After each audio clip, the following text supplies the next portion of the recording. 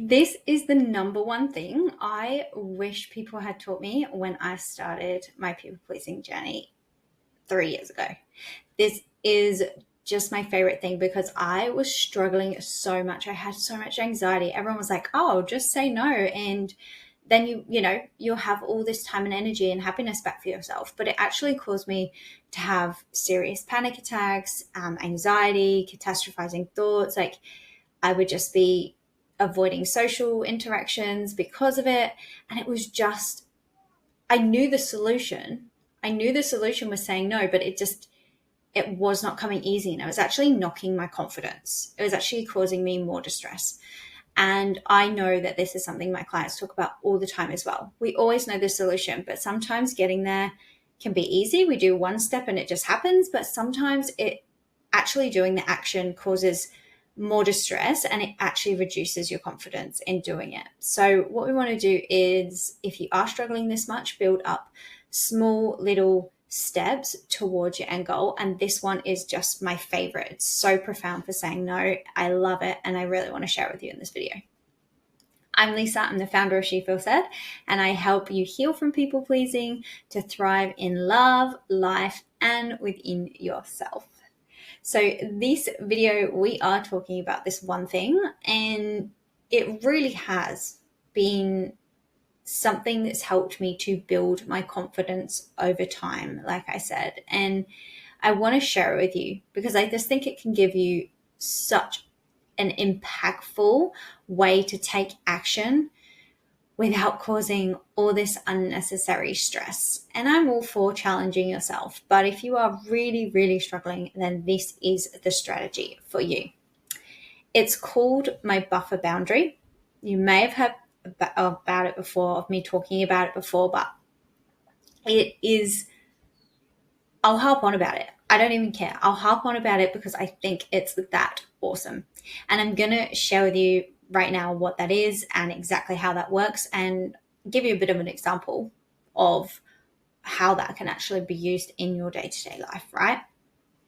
There's also a free handout below. So if you're more like a visual person like I am, that likes to see all the information drawn up, then make sure you download that one. It's completely free, but it will walk you through what a buffer boundary is and how to implement it, and some of my top 10 examples as well. So really, really helpful. A buffer boundary is something that you are going to use in your life to create space between saying no. So we've got, someone has a request and we have to say no because we can't manage it. And then there's a whole lot of stress and anxiety around that, right? What we're doing in the buffer boundary, is creating this space to think about it. So what happens with people pleasers is that request comes up or someone says something and we feel this real need to help, and we come out with it, right? It just comes out. That's all I can say. It's literally an automatic response.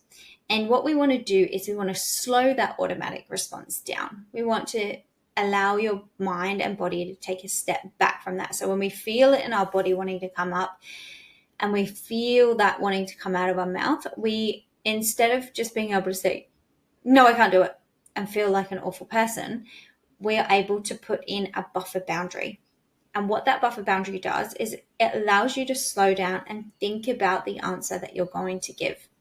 It also gives you the power to say yes still, so you don't even have to do the no part first, but it really brings that sense of self-control and confidence into your world by being able to give yourself the space and time to think about what the request is. So someone might say, oh, I need help with this. And your automatic response is usually, oh, I can help with that. But you haven't really checked in with yourself. And then you do it and you're feeling burnt out and exhausted and, sometimes even resentful because that person will never say no to your help, right? Or they might have a request to help, which is absolutely okay for people to ask for help. But our natural response would be, yeah, I can do that. I'll do that for you. Yeah, sure, no worries, without checking in with ourselves. And so what a buffer boundary does is create that space to check in. And it is literally a one-line sentence. That's all it is. It is a one-liner that you can then say in response to buy yourself some time. And then you can, check in with your capacity, and you can say no if you want to when you feel a bit more confident, and slow down with your response. So it's really training your mind to stop that automatic response and instead put in a buffer boundary, because really you can still say yes.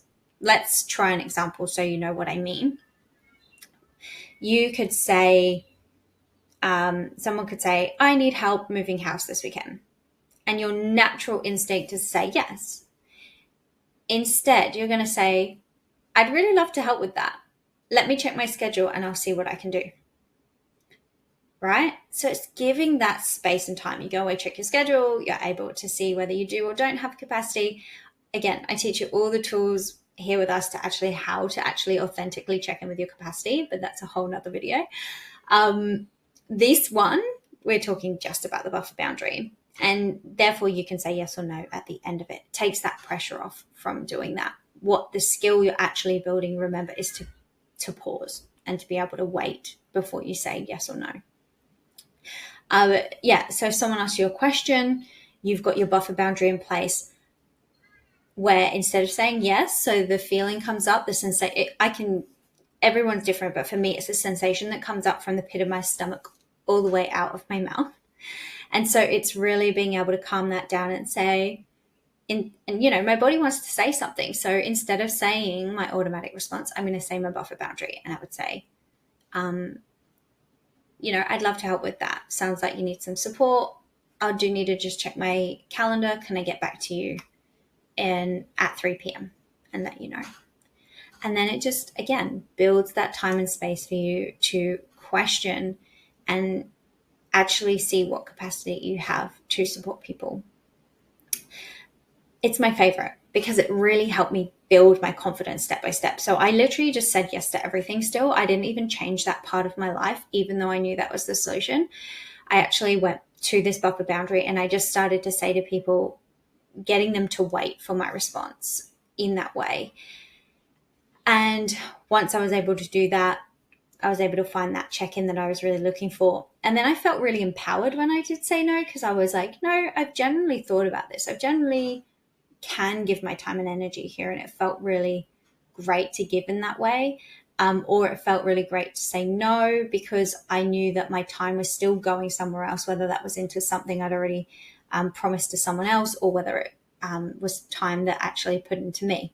Again, that's another thing for people pleaser, prioritizing their own needs and well-being. But again, there's lots more videos to come and you can check in with those. But yeah, that is something that I really want you to work on. I hope this makes sense. Don't forget to download that handout if you do need more of a visual. You can also join my online portal, which actually walks you through all the steps and everything. It's got examples in there: toxic bosses, how to reply to toxic family members, how to deal with the inner critic inside as well. It's got a whole safety kit in there to stop those panic attacks and stresses. So if you do want that one, I will drop the link below as well. But for now, what I really want to hear is your comments. I would love for you to share your experience with this and what you think of a buffer boundary. Is that something that you think would be quite impactful in your life? Share below, and I'm looking forward to seeing you next week for some more awesome videos.